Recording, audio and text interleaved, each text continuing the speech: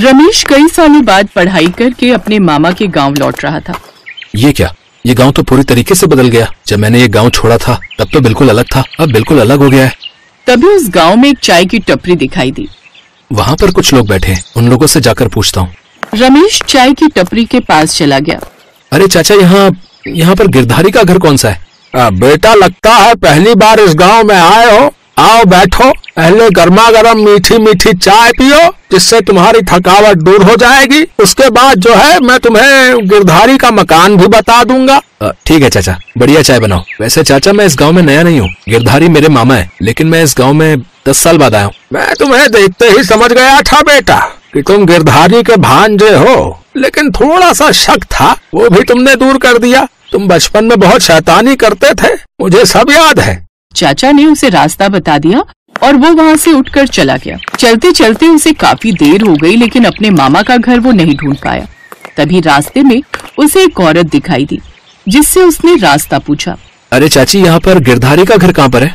सीधे सीधे जाना, फिर दाएं मुड़ जाना, कोने में जो है झोपड़ी गिरधारी की है। बहुत बहुत शुक्रिया चाची।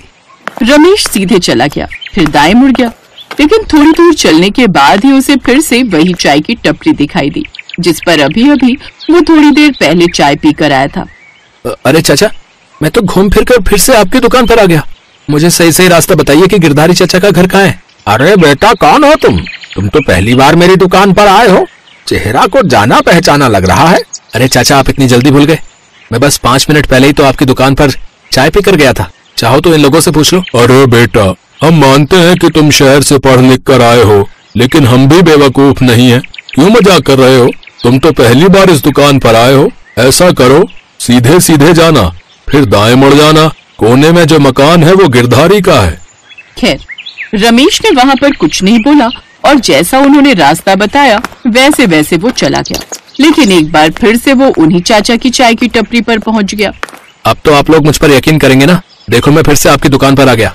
देख रहे हो तुम लोग, मेरी चाय की टपरी दूर दूर शहरों में भी फेमस हो गई है। देखो ये नौजवान कितनी दूर से चलकर मेरी दुकान पर आया है। लेकिन बेटा, तुम्हारी शक्ल तो जानी पहचानी लग रही है। आप लोग मेरे साथ बार बार ये कैसा मजाक कर रहे हैं? मैं 2 बार आपकी दुकान पर आ चुका हूँ, आपसे रास्ता पूछ चुका हूँ, लेकिन आप लोग हैं कि मेरे साथ मजाक कर रहे हैं। गाँव वालों, लगता है ये कोई बहरूपिया है। सब लोग अपनी अपनी लाठी उठाओ और इसको यहाँ से भगाओ। रमेश अपना बैग लेकर भागने लगा।